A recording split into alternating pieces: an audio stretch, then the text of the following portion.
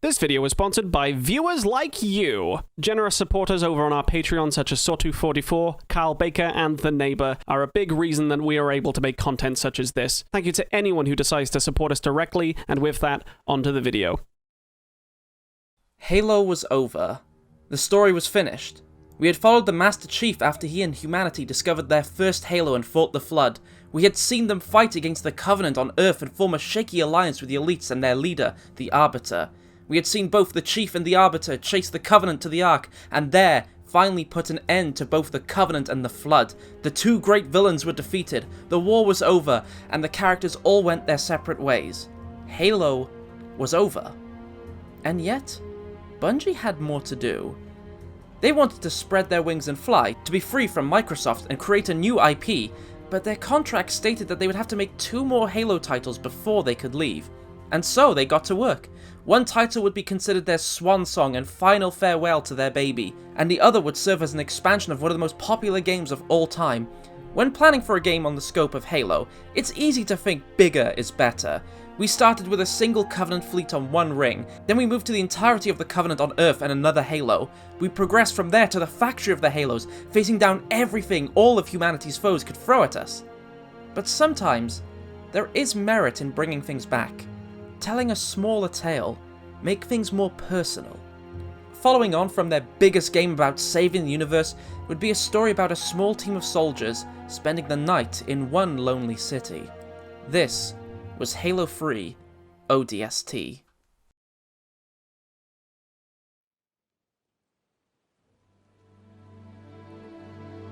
Alright, usual pattern, here comes the story of the development.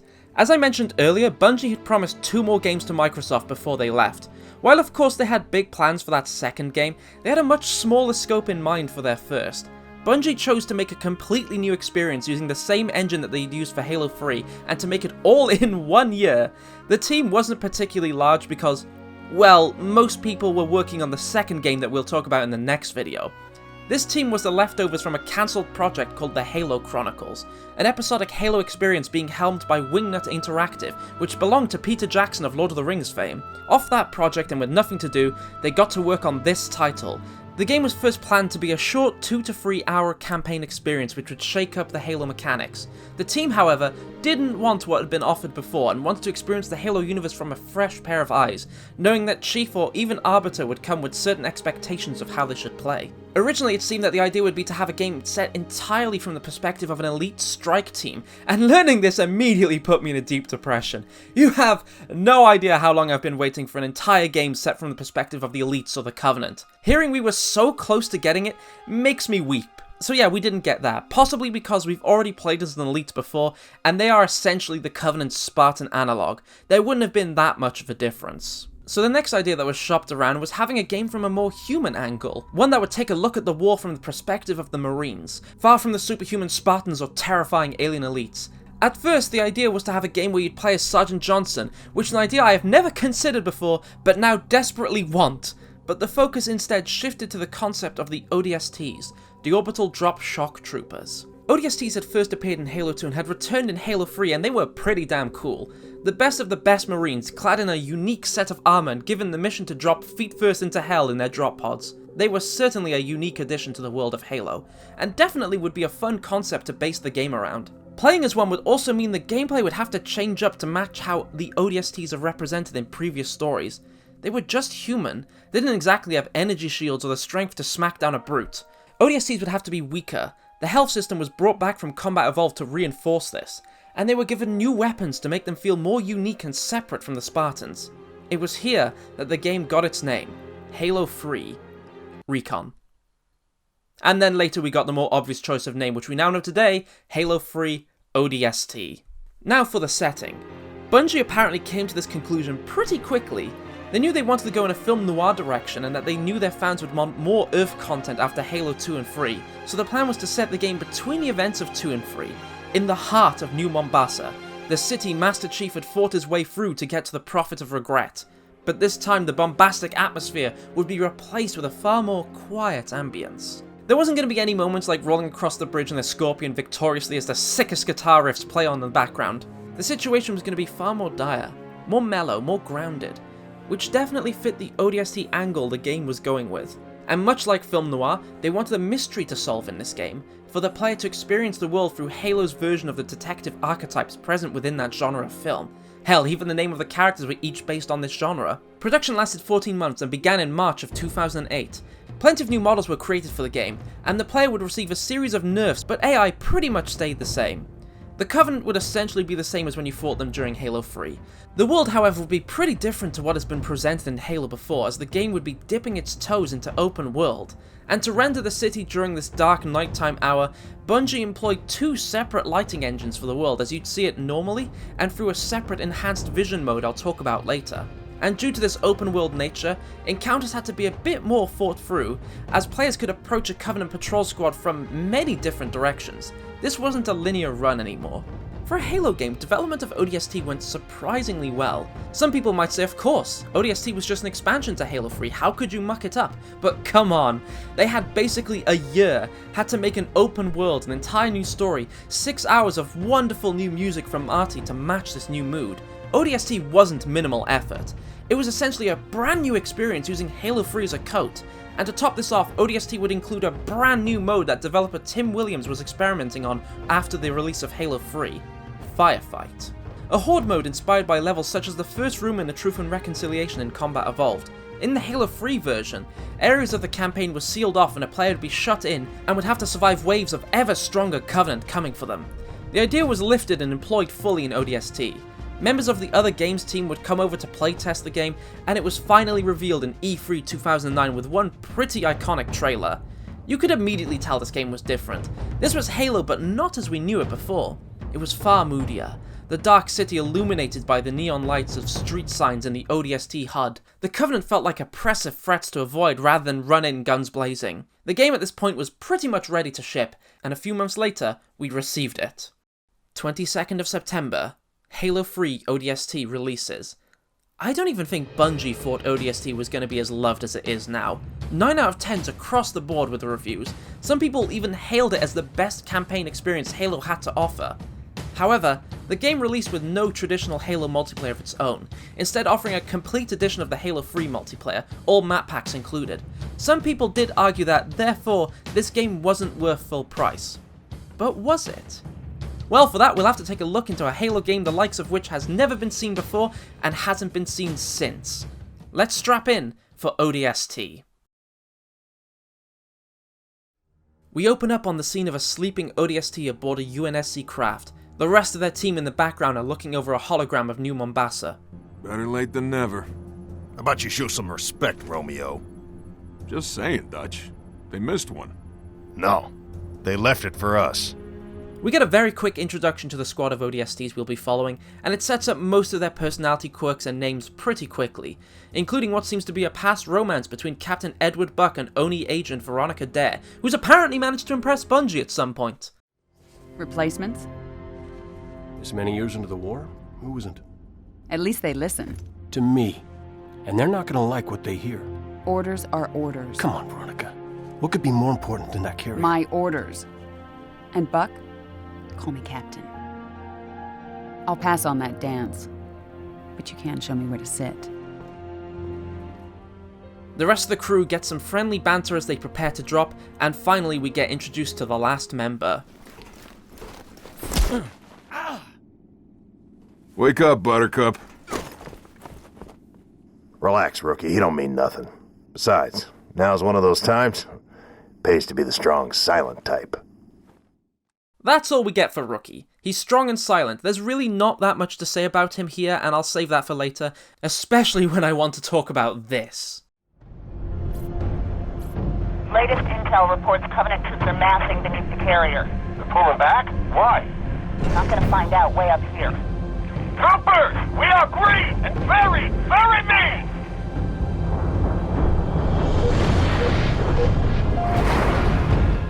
This is fantastic.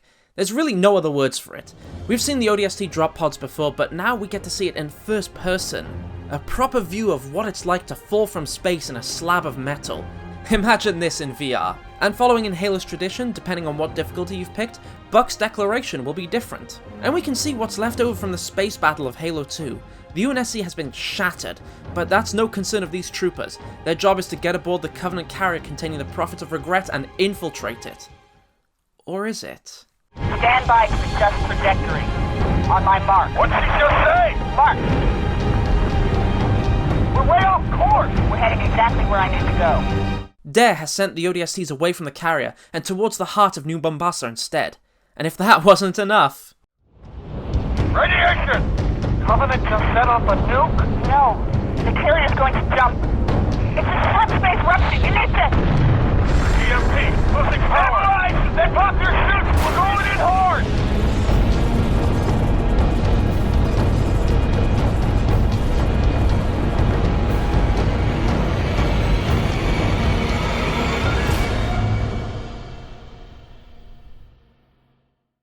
That's certainly a way to open up your game, setting everything during the pivotal moments of Halo 2's Earth campaign, falling out of the sky presumably just as Chief is finished fighting the Scarab, seeing the Prophets of Regret ship beginning to jump into slipspace. Hell, if you've got a keen eye, you can even spot in Amber Clad passing alongside the carrier. It's an iconic opening, probably one of Halo's best, hell maybe even the best. I do like the gimmick of testing Master Chief's armor in previous Halo games to get an idea of the controls and having a cutscene to explain what he's about, but with ODST, you experience what they're about for yourself. You get one cutscene to set up their characters, and then you, yourself, take the plunge. Hence, speaking of testing the controls,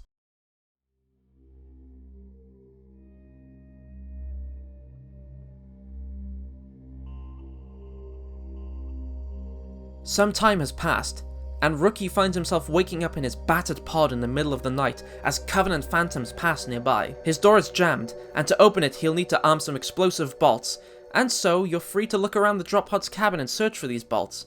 After you hit each one, the door will fly off, and Rookie will step out and be greeted with yet another drop, and then it hits you. No, not the floor, there's fall damage in this game.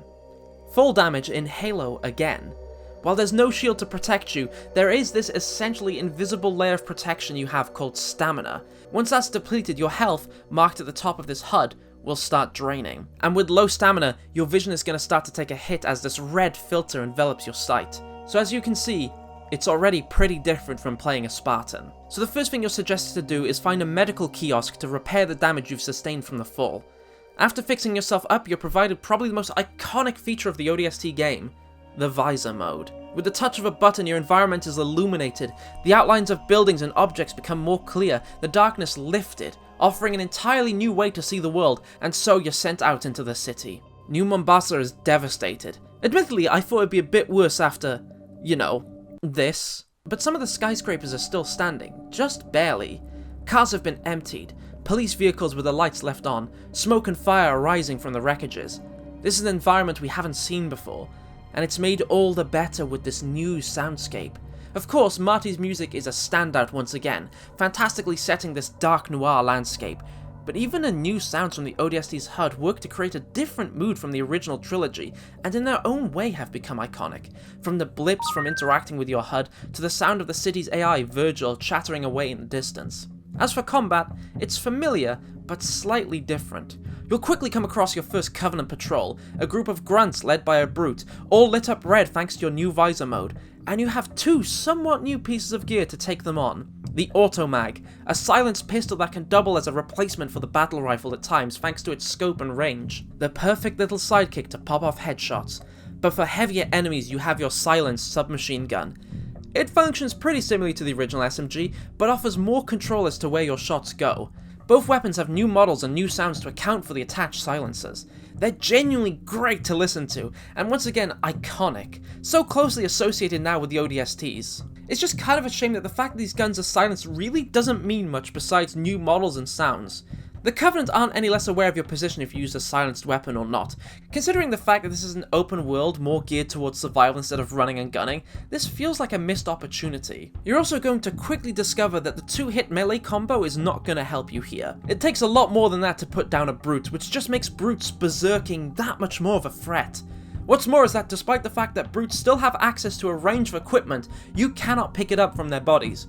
You won't be receiving any bubble shields or invincibility devices, but they have plenty. Little detail that I quickly noticed, the Brutes have gone back to using the Brute Plasma Rifle from Halo 2. You won't find a single blue plasma rifle in this game. It is a little strange that we didn't get it in Halo 3, but it's returned now for ODST.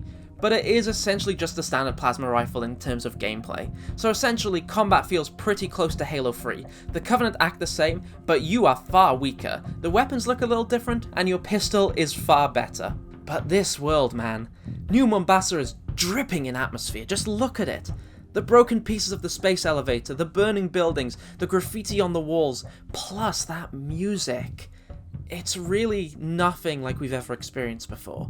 And on top of that, you're pretty much let loose in this world with very few directions and no map at first. But once you've eliminated some of the Covenant patrols in your way, you'll get a heads up towards an interface and finally get yourself some directions. You'll download a part of the city's AI into your helmet and you'll finally have yourself a map. But there is no minimap for you, just instead a full-blown map, a very big map, and that's when it'll probably hit you. This isn't just one normal level, this is pretty much an open world. You're free to explore the streets of New Mombasa as you please in whatever direction and approach you choose. The game has a whole slew of tutorials here though, how to find yourself, find the objective, mark areas of interest on your map, see what objectives even are. It's a fair bit, but what it offers afterwards is great. You have one mission, find out what happened to the rest of your squad, and your only lead isn't too far away. But here's something I love about the ODST world and didn't notice when I first played way back when. The environment gives you hints on where to go. You don't even need to check your map. The AI is trying to help you. As you pass city signs, they suddenly shift from advertisements to directions, telling you to keep right or make a detour.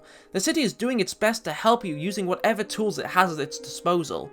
Following these signs will take you through a building, and I can't praise the atmosphere enough, but something I will bring to your attention are these weird markings. There's no answers for what these are wherever I've looked, but they're all over New Mombasa, these strange alien markings that only appear when you activate your visor mode, just adding more to that mystery and strange feeling this nighttime New Mombasa provides. You'll make your way through buildings and gardens, punting sleeping grunts and slaying hidden jackals, making your way towards the first ping on your map until you arrive at the area, and you'll have to search for yourself as to where the clues are to where your squad might be. It's an interesting ask we've never really gotten before in Halo, to actually search your environment for an item of interest, and this one isn't too difficult. It's getting you used to this new idea. Rookie finds the recon helmet belonging to Dare embedded in the screen, and has a little think to himself about how it could have gotten here. Which brings us to our first flashback of many, where we're now in the perspective of Buck right after the crash. He only has contact with Dare, and the two have a brief chat. Squad, what's your status? Are you still with me, Buck? Yeah. Give me a sec. I hit really hard. My hatch won't open. How about yours? Works great. Right. When you get done fooling around, I could use some help. Did I do something wrong? Because the only thing I regret about you and me, not knowing you were a spook when we first met. I would have been a lot less charming. That's what I missed most about you, Buck. Well, your mouth was always a little faster than your brain. Look, don't start about my job. We both agreed to end it. That was years ago, Veronica. I'm a little fuzzy on it. Details. Must have met a lot of other saps since then. Why pick me for the safari? First, you're the best soldier I know, and second, I don't remember. That night? What you asked me in the morning? I remember not getting an answer. Say again, Buck. You're breaking up. I said stay put. I'm on my way. So this is New Mombasa right after the blast from the carrier that shook the city. And as I said earlier, I was expecting it to be in a far worse shape considering, you know, it went through this. But now in the yeah, don't use your visor mode in any environment that isn't pitch black. Anyway, Dare's in trouble and it's down to Buck to make his way to her pod's crash site. And despite me being a tiny bit disappointed that this city isn't just a massive crater in the ground, there's definitely something about the plasma and slipspace remains floating through the air on the wind that creates a really unique environment. It's almost dreamlike, as if you're looking at everything through a haze. And Buck comes equipped with an old favorite. The assault rifle is back and puts... the assault rifle is back and puts out far more damage than the SMG, as expected. Buck, however, as well as every other ODST, will fight exactly the same as the rookie. They're all weak. Moving past the first Covenant squad, you'll come across some Marines by a destroyed Warthog, and they're essentially just like the Marines from 3. They look the same, they have the same voices, but of course they don't see you as a walking god, you're just slightly better than them. The Marines ask you for help, there's brutes in the way of where you need to advance, and they even tell you about a path you can sneak around to. Of course, you're completely free to run in guns blazing and take on the brutes head on, but if you do sneak around, you can get the jump on them. It also leads you to a strange sight. Elite bodies lie on the floor next to dead brutes. Of course we can guess what happened. The brutes turned on the elites, but this does seem a little early. Regret's carrier only just made the jump from Earth to Delta Halo. It would be a couple of weeks between then and the Covenant schism. This seems to be a bit ahead of the timeline. It's a neat addition and I guess it just means the brutes on Earth got ahead of themselves, but I can't deny it leaves me scratching my head. Anyway, enough appreciating Bungie's environmental details. Shoot those brutes. Combat still feels as fun as it did in Halo 3, but I can feel myself rushing through this, so you'll have to forgive me if I fly through some of these sections. The game is essentially just Halo 3 again, but with some slight changes and a new story after all. And just like Halo 3, there's plenty of moments where you can use the environment to your benefit, such as this section here where you can see up ahead an elevated position with a turret bearing down on you. You can try to get a shot in, but the height offers the grunt a bit more protection. However, right next to him is a plasma core that you can shoot and take him out. And of course, once you take it out, you're rewarded with a heavy weapon that you can walk around with. Yeah, it's a tiny bit strange that ODSTs have the strength to carry these around, but hey, it helps. And up ahead you can find even more elite bodies. Veronica, what's with all the dead elites? What do you mean? Looks like a family feud, like they were killed by brutes. Is there something I should know? It's classified. Some things never change. Not even the secret police agent seems to know what's going on with the elites. Unfortunately, this is all you will be seeing of the Sangheili this game. I think it's a shame and would have provided more differences to set it apart from its predecessor, as we've never actually fought the Halo 3 incarnation of the elites, and it would make a bit more sense lore-wise. Just having a few elites in the first flashback mission, only to slowly be replaced by brutes over time, maybe with a few skirmishes in between. Oh well, moving on. Speaking, Buck makes Halo history as the franchise's first player character to speak during gameplay, something we hadn't seen before, but we'll be seeing a lot of later. It definitely helps to give Buck more of a character and flesh out his relationship with his team and Dare. It helps with all the ODSTs as we get into their headspace during combat. Buck pushes forward into an overpass filled with Covenant troops. It's here that I found myself relying more on weapon combos than any other game previously. Of course, I knew about plasma weapons for shields and bullets for health, but now I was actively seeking out a plasma weapon to help with brute shields, and a precision weapon for once the hats had been popped off. The last thing I wanted was to have to deal with a brute up close. Playing as a weaker character really does change a lot of how to approach these encounters that have basically remained unchanged on the enemy side. While I definitely think it's interesting, I also think it makes me gravitate more towards specific guns and playstyles and ignore a lot of the rest of the roster. Like, I really can't think of a time I need to use the Spiker unless I was really desperate, as opposed to in Halo 3 where I could double it up as a pretty effective weapon to dual wield. Like, what's it gonna do against a hunter when you can't dual wield? The answer? Not much! But on the plus side, you can carry 3 of every type of grenade instead of 2, so that's a boon that will definitely help with hunters. Past the hunter encounter is Dare's crash site, surrounded by a few Covenant troops. Once you've taken them out, Buck moves in to rescue her. I'm here. I gotcha.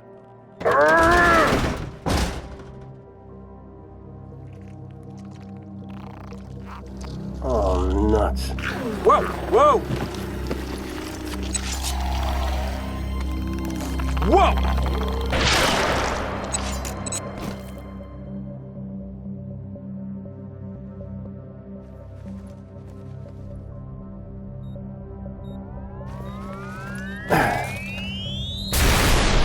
So that's an entirely new unit for the Covenant. Buck manages to reunite with Romeo and asks him about what they saw. What the heck was that? You ever seen one before? Hey, Romeo, you got your ears on? Oh, I get it. Permission to speak, smartass. No, I don't know what it was.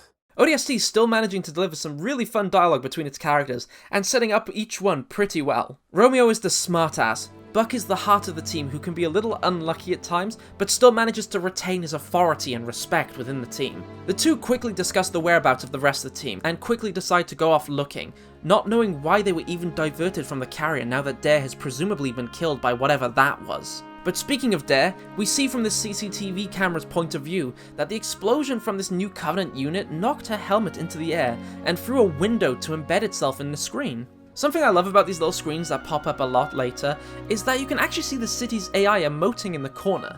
It's a little touch, but it adds a lot of personality to this voiceless character that will be helping you along the way. In this scene, he even seems to be playing a game with himself, trying to predict where their helmet will fly off to, and he's quite pleased when it follows their projected path. But with all that done, the mission comes to a close and we return to the Rookie. Rookie finishes up his inspection and looks out the window to see Dare's pod, and the signs once again flickering to something new and giving him a new direction. You'll make your way back down the building, and, interestingly enough, back through the area Buck was fighting through, just now in reverse and in the dark. Usually I'm not a fan of recycling a level in the same game, look at CE for bad examples of that, but ODST's open world makes it feel much more natural, especially when in a story about tracing your teammates' steps. And of course, it feels like a completely different environment now while in the dark and facing new Covenant troops. As you return to the overpass, you can see a group of brutes strapping something to that new squid thing and letting it loose as it takes to the sky.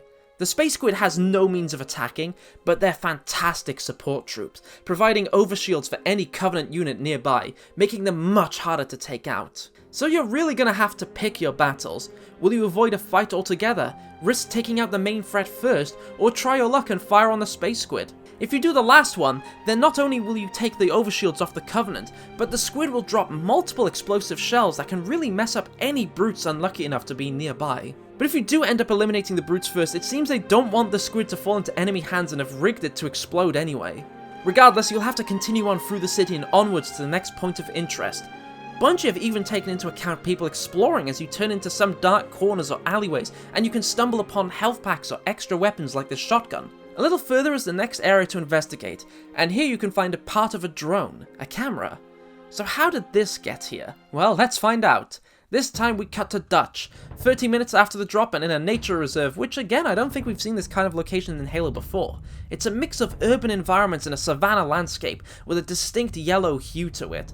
As the drones fly overhead, Dutch prepares himself for a fight, and right away we're getting the Spartan laser. So happy this weapon's back, it was such a good addition to the sandbox. Moving into the nature reserve and past the stock images of pandas and tigers, we can see Wraith plasma mortars flying through the air, the sound of combat in the distance, and by some overturned warthogs, Marines are fighting against Covenant squads closing in on their position. With you to help, you can easily repel the forces and get the warthog turned over and back into action.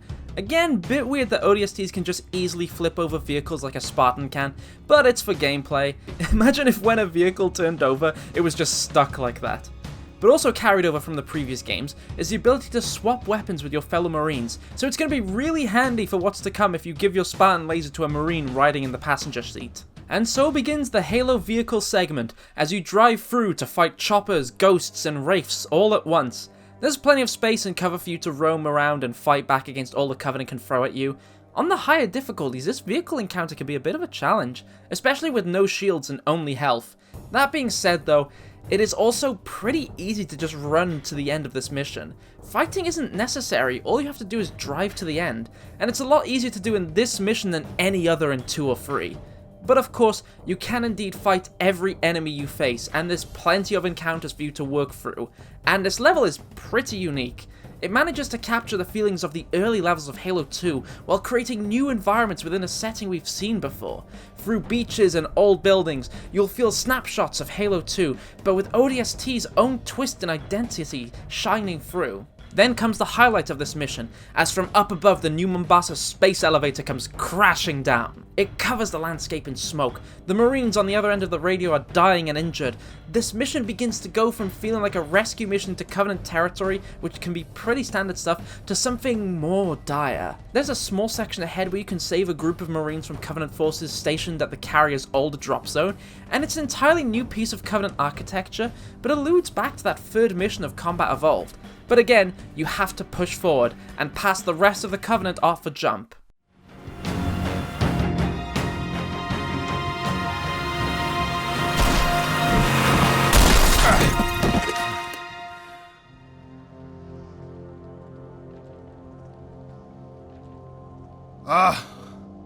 Lord?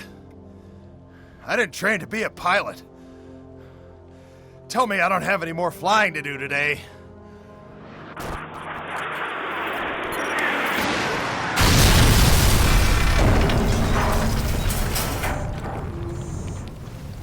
So, was that a yes or a no?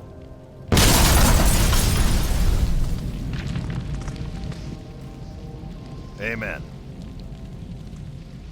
I do like this mission. It's pretty fun, but the constant need to keep moving and just how easy it is to slip past the Covenant and reach the end do feel like a detriment to some wonderfully crafted sections. As I said earlier, there's no requirement to sit and defend any of these sections and you can just carry on trucking ahead. I feel like for sections like the Covenant drop zone, perhaps we should have been forced to stop and defend until, I don't know, some bombs cleared a blockage on the road ahead. The combat is of course fun, as is driving the vehicles. It's all essentially the same as Halo 3 after all. Dutch is a fun character with some light banter, but not much is shown about him in this mission. Starting to realize I'd probably fly through these. And it's back to Rookie investigating that drone crash site where Dutch was moments ago, as he continues on his journey to find the rest of his squad. It's pretty much the same here. Back to trekking through New Mombasa to the next area where the Rookie finds a ghost turret and brings us to Mickey. Once again, we get plenty of character from this ODST. He's a bit of a clown. Hell, even the Marines mock him. And he's definitely in the wrong place. Wraiths are just around the corner and all the Marines are on full retreat. As Mickey, it's your job to help with that. You're given control of the Scorpion. This mission serves as essentially the reverse of the bridge sequence in Halo 2. This isn't a power trip, this is a desperate retreat with all the materials available. The streets are restrictive and claustrophobic in the Scorpion, with enemies attacking from above and below. You might be in the most powerful machine humanity has, but the Covenant has the numbers to match you. That being said though, a Scorpion's still a Scorpion, and it's a ton of fun. There's plenty of shades, wraiths and brutes in the way for you to crush as you roll on your way to meet up with Dutch. Unfortunately, you can't take the Scorpion for the rest of the mission, so you'll have to pop out and hold this position as you wait for the door to open. And fighting a horde in one position as an ODST, as you'd expect, is a much bigger challenge. You're weaker, the Covenant keep coming, and you've even got a Wraith to contest with this time. But you've got the tools around you to stay in the fight, and when enough time passes and you've wiped out the rest of the coveys, the door will open. You heard from Gunny? No. Romeo neither. Well, guess it's just you and me. My vote, hold up, wait for backup.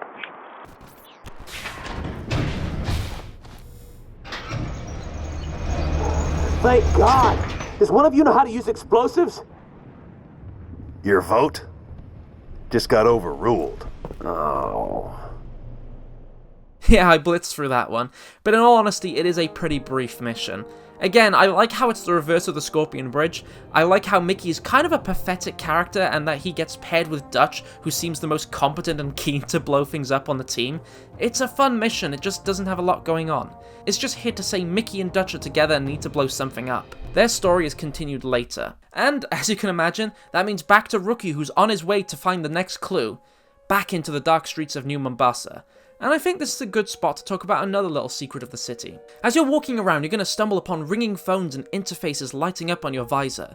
If you go and investigate, you'll get snippets of what life was like in New Mombasa just before and as the Covenant were invading, serving as this game's version of the terminals from Halo 3. There's also a lot more than what Halo 3 offers, all of them telling the story of one girl as she ventures across New Mombasa to get to her father, revealing a strange connection with this city's AI, Virgil, and the corruption of the police. It's a really great story with plenty of hidden symbolisms like certain characters referencing the 7 deadly sins, and it will even have an effect on the world as you go out and continue exploring.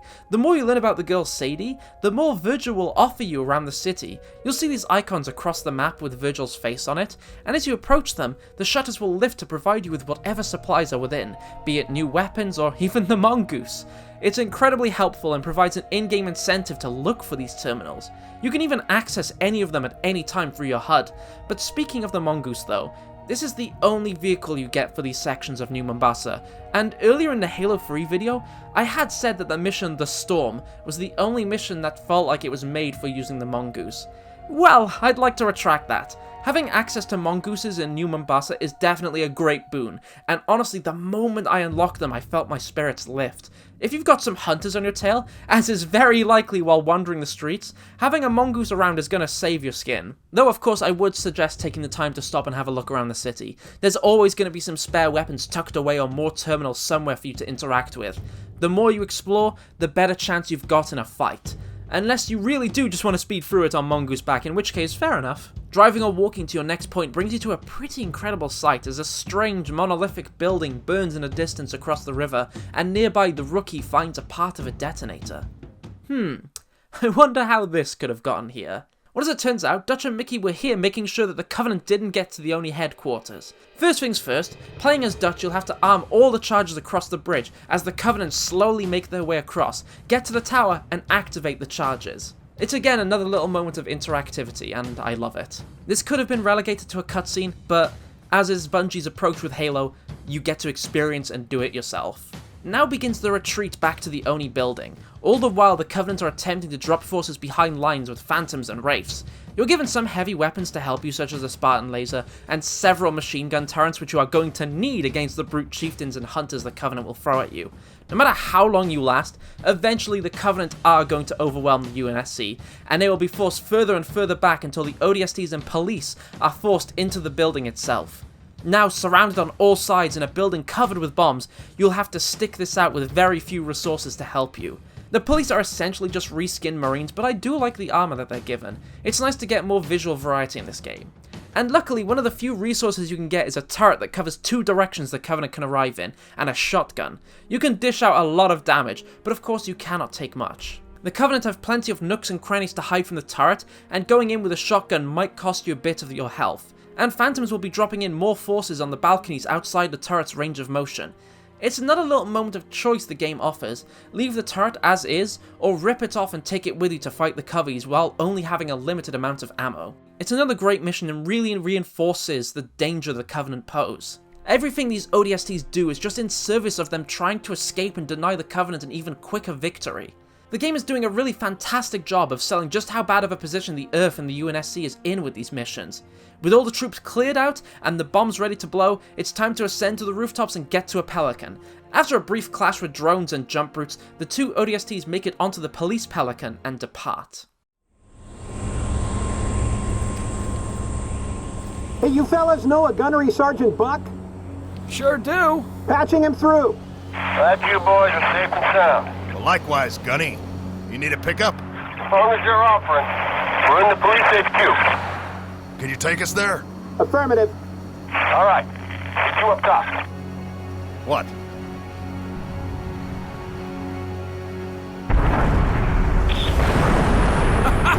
This day ain't turning out so bad after all.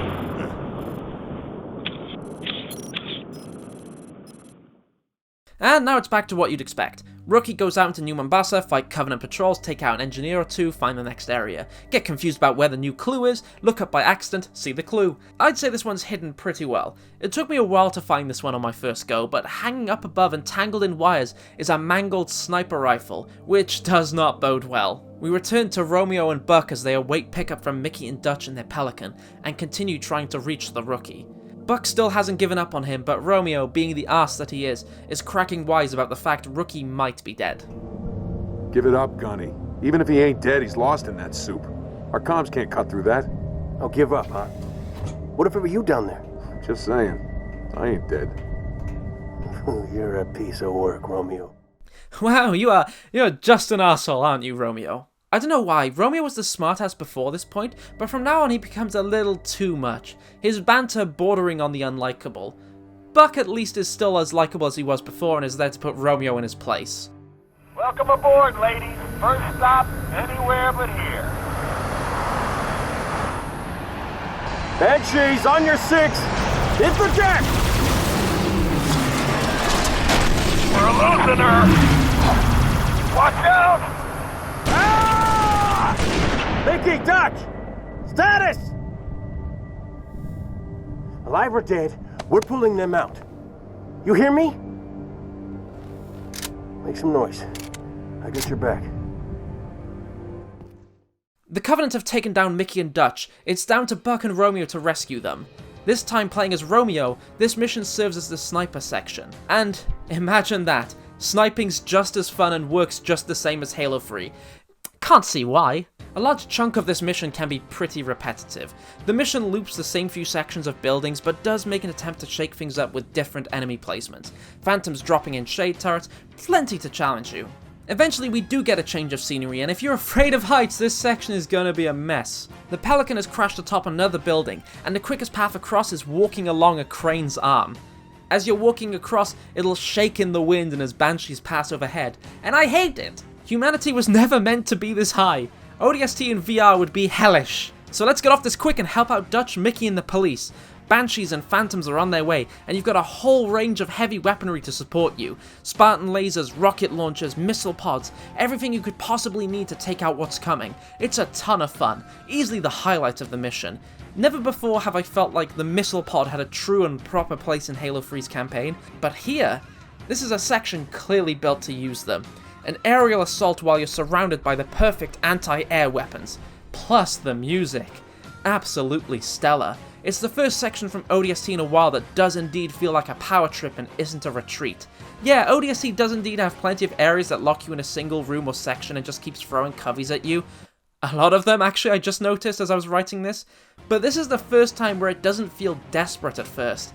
It almost feels triumphant. But of course, that sniper rifle has to get mangled some way. Scatter!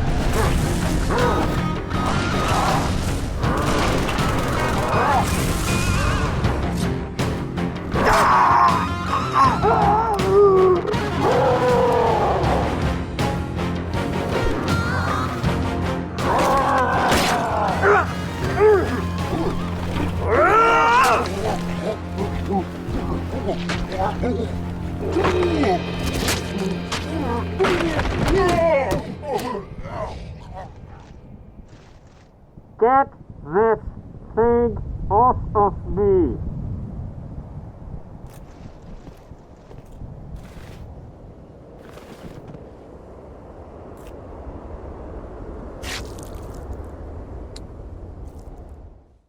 Romeo is in a bad shape. The rest of the team need to get out of New Mombasa, and the Pelican is completely out of commission. Things are just getting more and more desperate for the squad, but Buck says he has a way out. Which lets us return back to Rookie, and it's back to what you expect: explore New Mombasa, avoid Phantoms, snipe Covenant, secure heavy weapons, and drive to the next clue, which is a canister of biofoam. What's biofoam? Well, it's a new addition to the Halo lore as far as I know, a foam that can be sprayed to close up wounds like the one Romeo has. It's 5 hours after the drop, only an hour before Rookie would wake up. Night has fallen, and the crew are looking for an escape. Buck says they can take a train out of New Mombasa, but honestly, when are things ever that simple in Halo? This means we're screwed, right?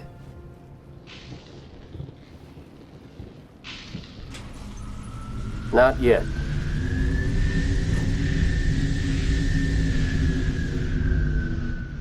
Wait here.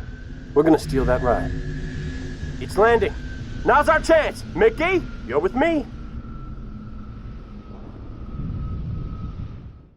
So here comes a really fun trip. Buck and Mickey fight their way over to the Phantom and clear out all the Covenant in their way. Tiny bit of a challenge, plenty of brutes in the way, but once you're there, Mickey will board the Phantom and take it for himself, and you have plenty of Banshees to escort him with. It's a bit of a shame that we don't get to pilot the Phantom for ourselves. The golden opportunity was right there, but instead we got a Banshee mission. We don't often get Banshee missions. In fact, I don't think we've ever got a mission revolving entirely around Banshee combat. The closest I can think of is back with the Arbiter in Halo 2, and even then they were just Banshee segments. This is a mission all about flying the Banshee. And there's plenty to fight while in the Banshee. Shades, fuel rod coveys, and yet more Banshees. Yet again, this is a level that loops sections, but changes things up by having different enemy encounters in these areas. You'll go from wide open train tracks to enclosed buildings. There's plenty to play with environmentally. The addition of plasma coils and engineers allow you to take out large numbers of grunts, jackals, and brutes below as they explode. All the while, you'll have cover from the Phantom as the ODSTs man the turrets. Yeah, it's very reminiscent of the Arbiter mission from Halo 2. This mission is also the first real power trip that the game offers that will last the entire mission. Being in a Banshee with a Phantom escort and just raining fire on whatever's below or above is ecstasy. Hell, you even have a chance to take down other Phantoms. There's also another new Covenant structure, an engineer hive meant to house and spawn engineers for the Covenant to use. And if they're full of engineers, that means they'll explode violently if you shoot them enough. The perfect way to take out nearby Phantoms and whatever else was stupid enough to get close. And there's plenty of them everywhere. And anti-air wraiths. Love an anti-air wraith. Still can't pilot them though, which is pretty upsetting. Past the AA wraiths is a door that won't open, so you'll have to venture inside on foot to get it open so Mickey and the rest can get past. And on the higher difficulties, this small bit again can be a bit of a challenge. There's plenty of jackals and grunts and brutes of every flavour, including stalkers and a chieftain. Your visor is your best friend as you'd imagine for the dark, but it will take some effort to spot a stalker even with it on. Only when you start hitting the brute or it gets close enough will the outline begin to appear. As for the chieftain, it's big, it's got a hammer, and it's got invincibility. I'm positive there's been a change to the chieftain AI as well. In Halo 3 they had invincibility, but there was never a guarantee they'd activate it. In ODSTs, chieftains will almost always activate their equipment if they hit a certain health threshold. It might just be my experience, but every chieftain I've faced would turn invisible if I didn't kill it fast enough. Luckily in this area, you have a plasma cannon and a fuel rod cannon, so if you grab it quick enough, you can indeed kill it fast enough. And once you do that, a button on the other end of the room will open up the doors, and you can continue on to... What are you doing here? Just as you are beginning to feel powerful again, along comes a scarab. If you're lucky and you're clever, you'll notice those massive explodey engineer hives are positioned around the scarab, and I have been able to lure the scarab towards them and detonate them, destroying the scarab entirely. Unfortunately, I couldn't get the scarab to get close enough no matter how hard I tried for this video, so I had to do it the old-fashioned way.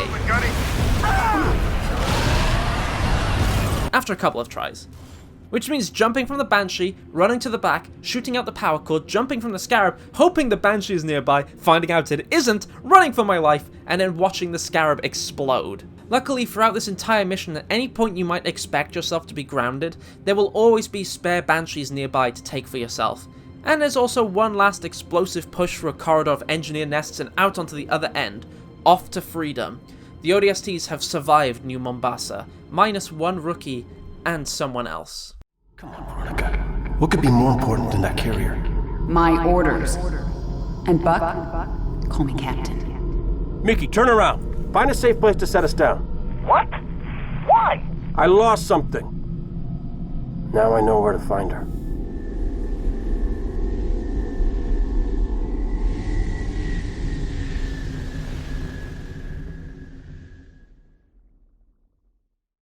Which brings us back to the rookie himself, who picks up something over the radio. Dare's alive and she needs help, and the Covenant know it and are sending their troops to get her. Now with a definite lock on one of his teammates, Rookie's on his way. And depending how much you've scavenged around New Mombasa is really going to affect how the following encounters go. Like, for example, if you've been like me and you've been digging up terminals and rifling through Virgil's ammo lockers, then you'll have rocket launchers and sniper weapons for the hunters and brutes to come. That being said though, where you're going, a sniper is probably one of the last things you want. Rookie descends down an elevator shaft and into the data hive, a subterranean cold storage facility for the city's AI, and somewhere in its depths is Dare. And luckily one of the first things you get as you enter is a shotgun. It's close quarters from here on out, so it's a good idea to keep it on hand. And this area is one of my absolute favourites visually. Sure, once again it's another level that loops the same environment a lot, but hey, it's a good environment to loop. It's almost a shame to keep the visor mode on. The blues really pop in this mission. As you wander down these corridors, illuminated by the neon lights guiding your path and dropping down to deeper and deeper layers, you'll inevitably be faced with a Covenant who've already made it inside. At first, only grunts and jackals, but as you'd expect, the tougher enemies are further in. But there's some help along the way. Ahead is an unnamed police officer who seems to be having trouble with accessing the lower levels, yelling at Virgil who refuses to let him pass until you arrive. Suddenly, doors that seemed locked open up as you arrive, and your new companion will follow you as you progress. The deeper you go, the more dangerous the Covenant. And you'll begin to notice more and more drones appearing in as you go further in. And that's because the drones are slowly converting these tunnels under the city into their hives, making them a dominant and ever-present factor in this mission, far more so than any other we've received in any of the games.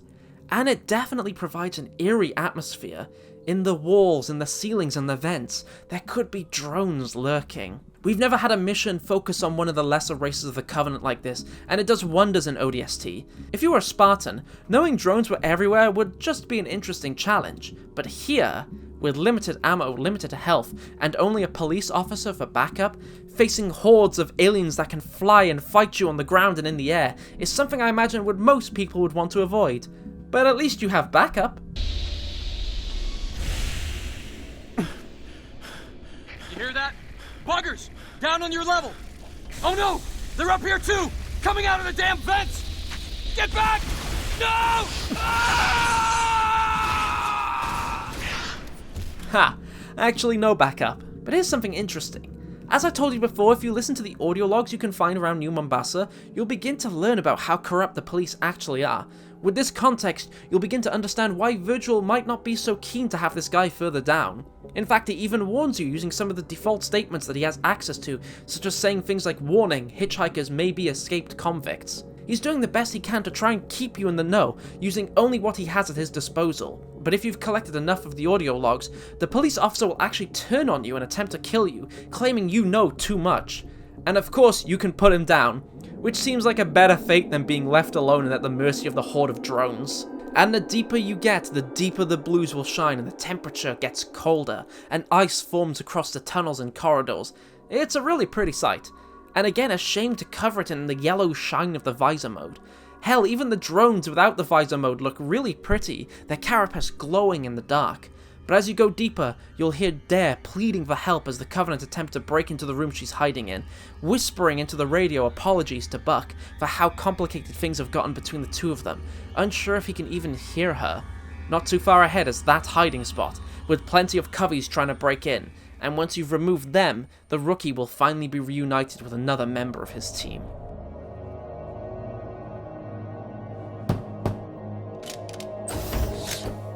It's you. I thought... Never mind. What was your name again? Inside, now!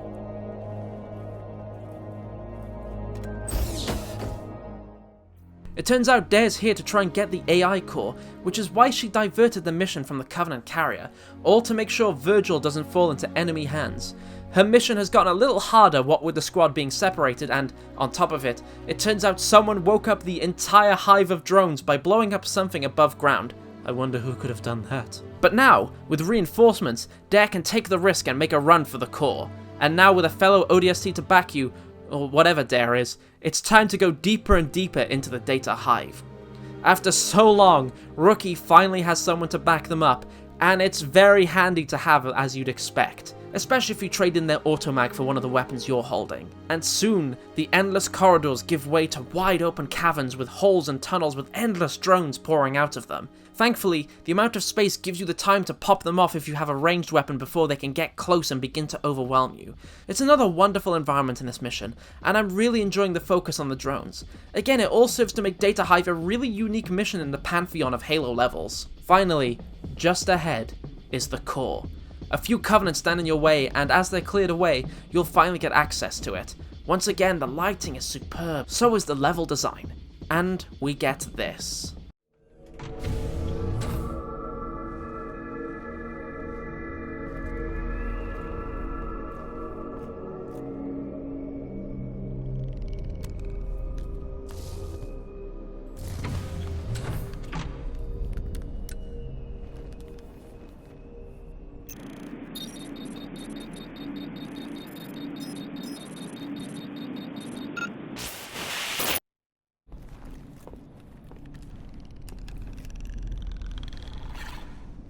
Don't shoot!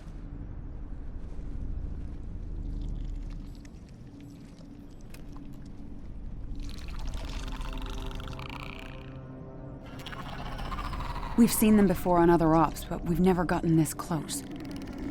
Best we can tell, they're prisoners or slaves. Either way, they don't like the Covenant any more than we do.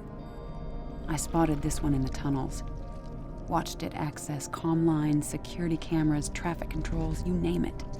Eventually it holed up here.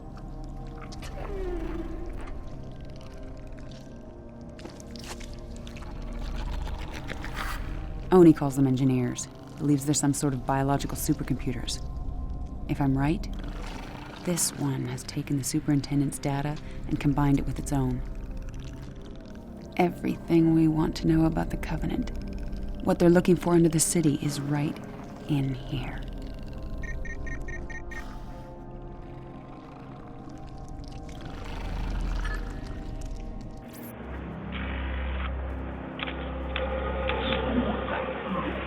Damn!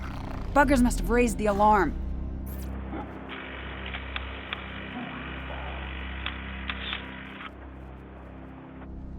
Buck! Veronica? Where the hell are you? data center, but we're coming out. We?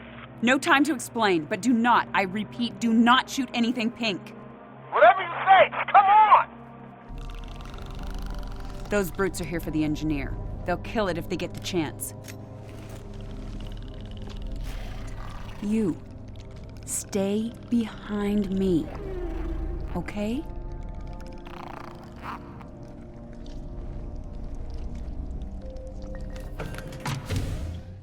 So this is really something, huh? All the engineers we've seen are living supercomputer slaves, forced to work for the Covenant and forced into battle by the brutes. This one has absorbed Virgil into itself, and has basically become both engineer and city AI. And now it'll be following us, giving us shields. We're almost Spartans now. And it's just enough to give us the edge in the fight to come as the Covenant begin pouring in. The shields will definitely help to give the confidence boost needed to push further into enemy lines than usual. Also, the engineer is surprisingly cute, and now I feel really bad for doing all of this. And afterwards, we get Buck on our side, which just gives us more guns on our side to go shooting with. Yeah, maybe lay off the shooting for a bit. Anyway, Dare and Buck chat as the engineer begins opening the doors, and the two actually have a unique set of animations for this chat, which is a small detail that Bungie didn't need to add, but I'm glad it's in. The conversation also is a ton of fun. It gets across the two characters perfectly, some pristine awkward banter between two former lovers. Anyway, the four make it to the elevator to escape and make up. Lord, that thing stinks. Kinda reminds me of my... What was that for? Abandoning the mission. What mission? You dropped off the grid. My squad was scattered.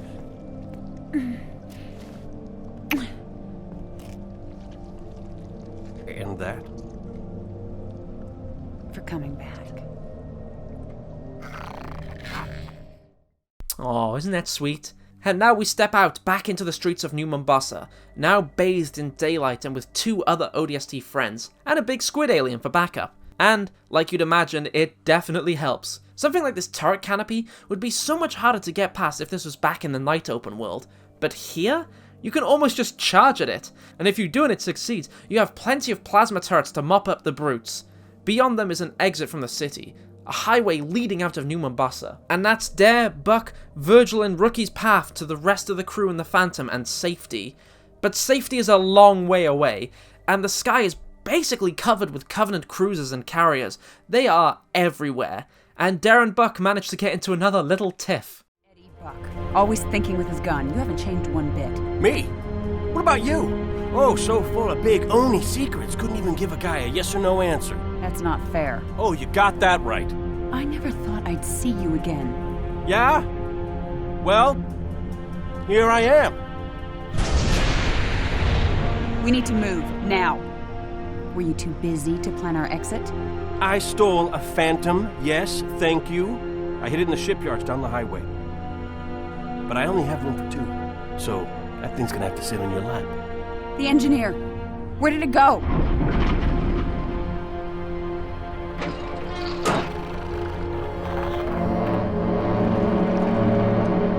Keep me covered.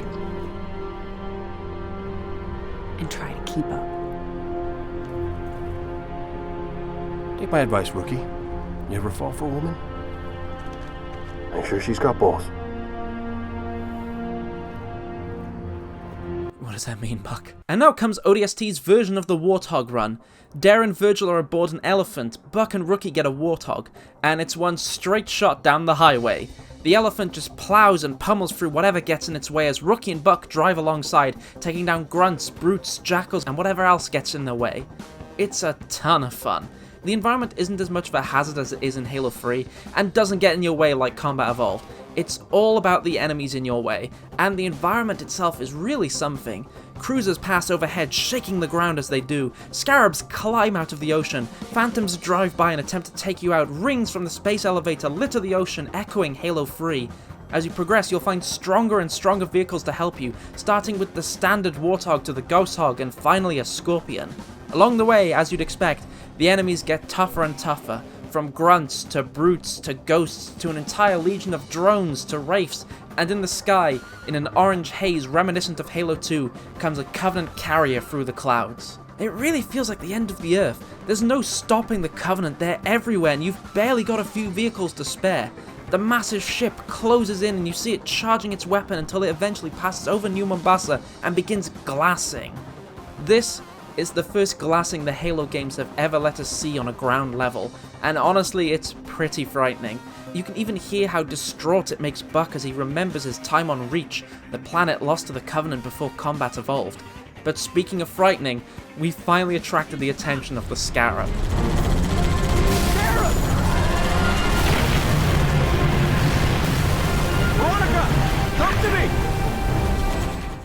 The elephant is in a bad way. There's no more travelling from here on. The crew have got to sit tight and wait for the ODST's Phantom to come to them.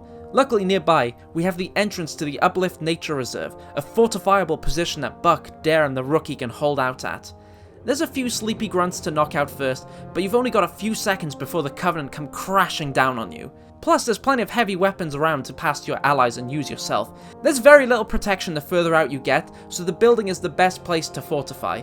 Just watch out for your squad mates if you have given them any of the heavy weapons, because I consistently have had bad experiences with them.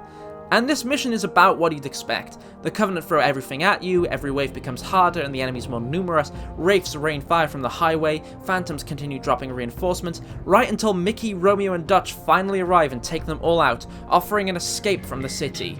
There isn't much time left, Covenant ships are everywhere, one on its way to glass the squad. And, as you'd expect, the engineer is a bit apprehensive about getting aboard the Phantom and needs some persuasion. Wow, nuts.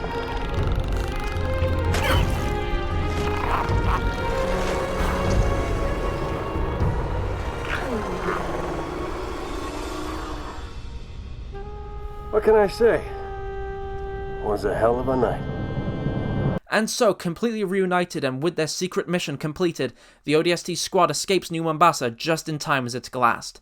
Romeo is still in a bad way, but for now, the entire squad is still alive. But despite everything, despite them hoping they can use the engineer to find out what the Covenant is searching for, it seems they've already found it. And what do you know? Doesn't that look familiar? And to round this all off, Buck and Dare discuss what will happen to the two of them.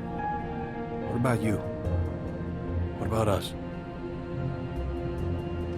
Win this war? Then ask me that again.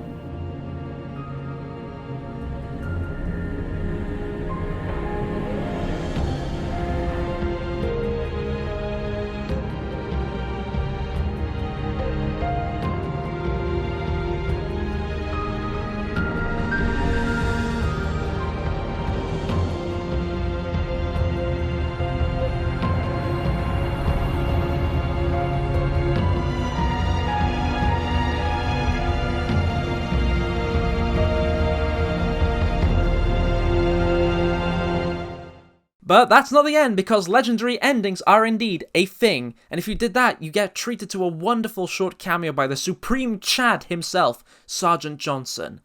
A nice little treat considering, you know. And of course we see the Prophet of Truth himself, watching as the engineers dig up the Forerunner relic at the center of the city, the portal to the Ark. And so the stage is set for Halo 3. ODST is really something special. It feels special. To this day, I don't think there's another Halo game that feels like this. That's so down to earth, that's so moody, so tense, so human. And I think the main benefactor of this is the atmosphere that plenty of the missions give off. From the windswept, plasma-ridden streets of Buck's first mission to the chilly tunnels of the Data Hive, each mission feels unique despite it all being set in the same location, the same city. Despite this being a very contained story, and even revisiting the same locations, the change of time or the addition of some new Covenant squads or weapons can completely alter the experience. There's so many small little things in this world as well, details hidden in the environment or tucked away to the side of scenes, such as the graffiti on the walls, the signs and the lights coming alive as you pass them to offer directions, the many faces of Virgil as he reacts to what the crew are doing. All of this wonderfully exemplified in the open world area, the nighttime New Mombasa. With Halo, we've never seen anything like this before, visually and mechanically. Halo CE in some sections of 3 had these vast levels, but nothing quite like this. Even though, as I've said, the level will advise you in the directions you need to go, you can go pretty much on any path you want.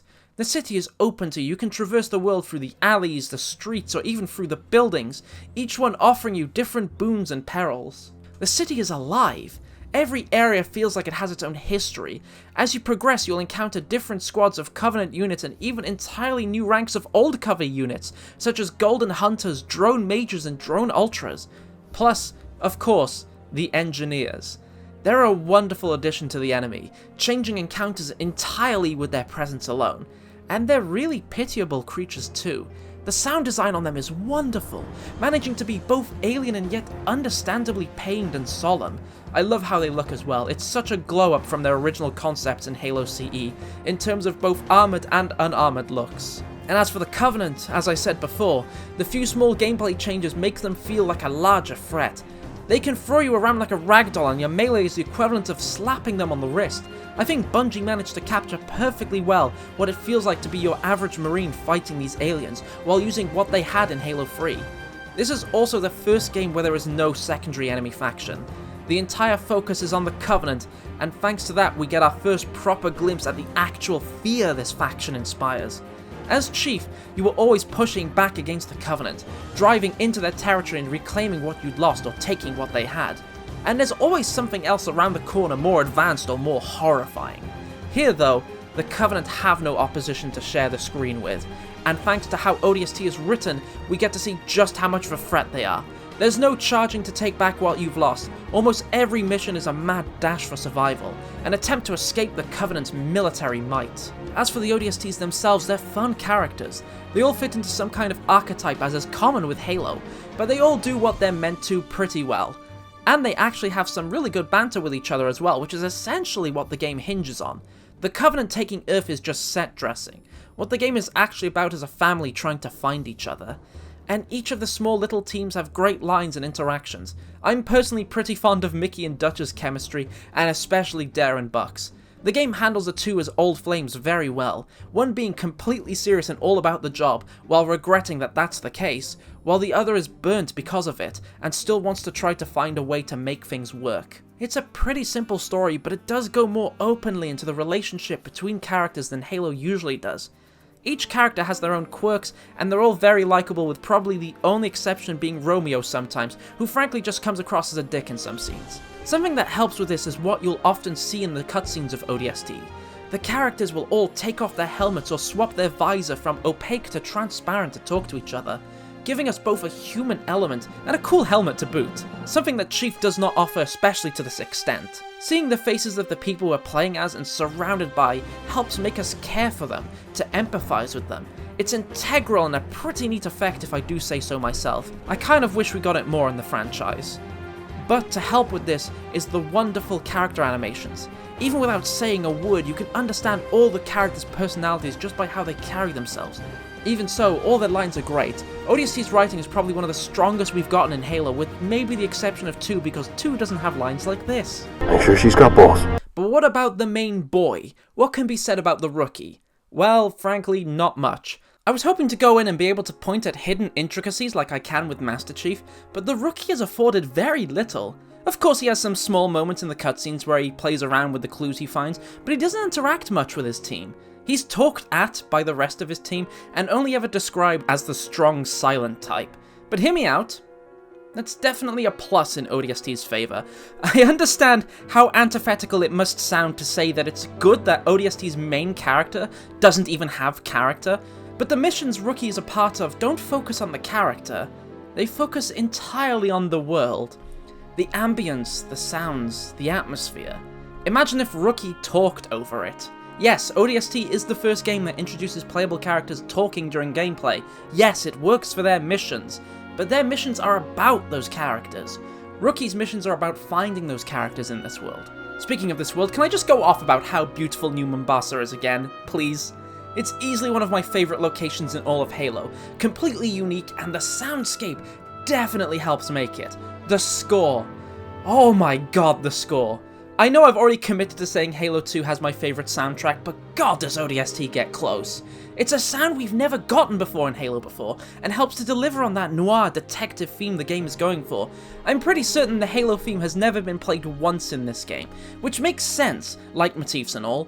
It's all jazz with a blend of that bombastic Halo style breaking in every so often.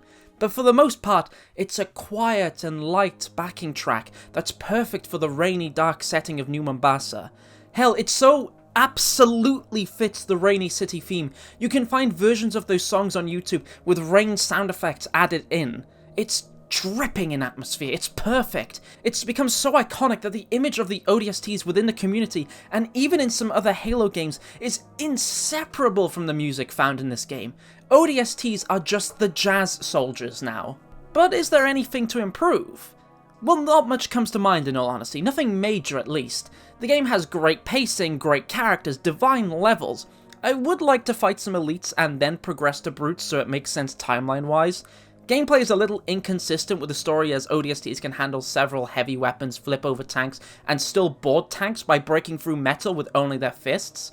It's something that the squad shouldn't be able to manage, but I can see why it was included. Like seriously, imagine being stuck if your Warthog flipped over.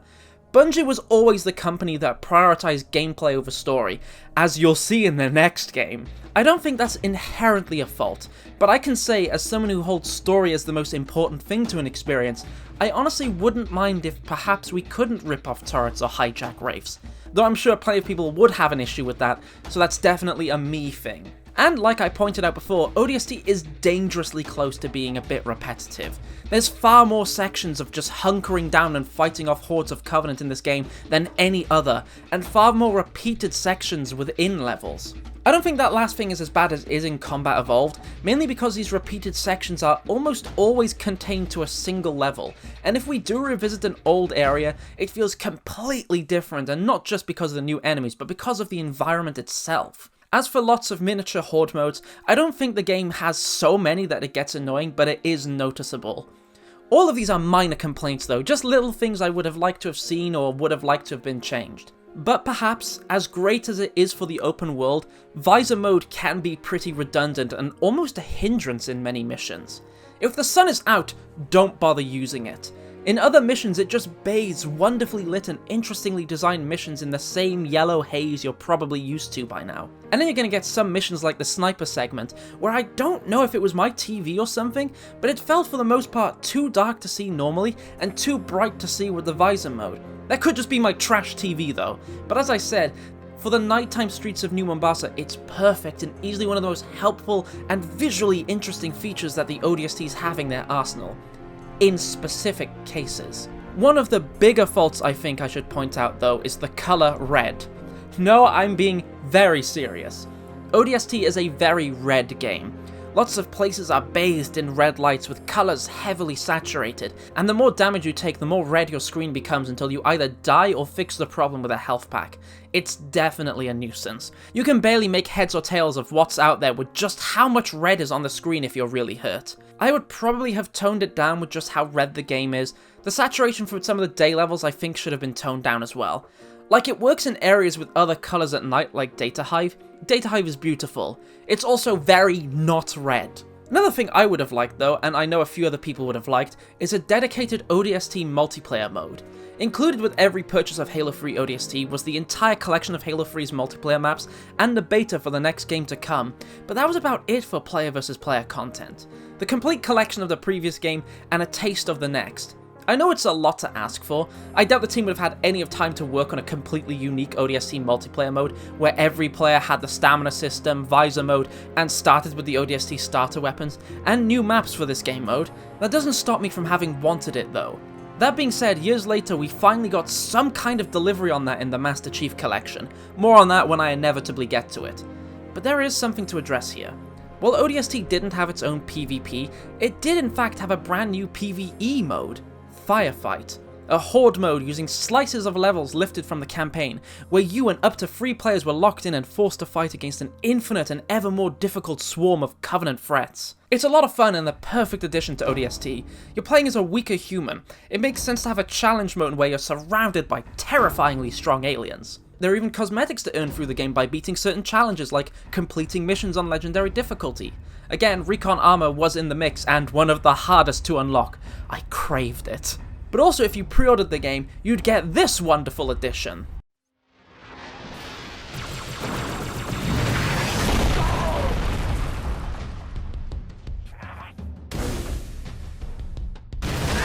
Welcome to New Mombasa. Bam! That's right, you got to play as Sergeant Avery Johnson himself. Absolutely magical. Firefight made for some tense and memorable moments with friends as the four of you holed up somewhere where you deemed defensible and just did your best to survive to see the next wave. With ODST also came an update to Halo 3 and some achievements across the board. The Vidmasters. 7 incredibly tough challenges to complete, where the reward of doing so was unlocking recon armor in Halo 3. It's hard to describe the feeling in the air once the Vidmasters came out. Some of them were incredibly challenging, such as completing the last mission of Halo 3 with 3 friends with the Iron Skull on, which meant any one death from anyone would send you all back to the last checkpoint, and in Ghosts for the final run instead of the Warthog. Organising people to go and complete these just by asking in online matches or meeting up with friends to get it done was an experience I haven't been able to relive exactly since. It was challenging, it was exciting, it was fun, and it was definitely rewarding. Recon Armor, to this day, it's still my favourite. ODST is unlike anything Halo has offered before or since. A story rooted in character and made iconic by its atmosphere. A neon landscape made for a detective noir story set in a sci-fi universe. It has breathtaking vistas and unique levels that manage to feel completely new and yet still very much Halo. Playing as an ODST changes up the experience, making you feel far weaker and more vulnerable, but you're given additional tools to flank and sneak around the enemy. Bungie's first foray into an open world may be small by other standards, but it's crammed with so many little details. The characters are all likeable, with maybe the exception of Romeo. It manages to do so much with a game engine that we've already had plenty of experience with, and manages to create a whole new experience with Halo 3. And the fact that the team managed to do all this in 14 months is nothing short of a miracle. For a lot of people, I imagine hearing that a story on a smaller scale, made in less time with resources everyone is already familiar with, is somebody's favourite, might come across as odd. Those people need to play ODST. I've already staked my claim that Halo 3 is the best one overall, but ODST easily trumps it in terms of story, and comes so very close to Halo 2 there.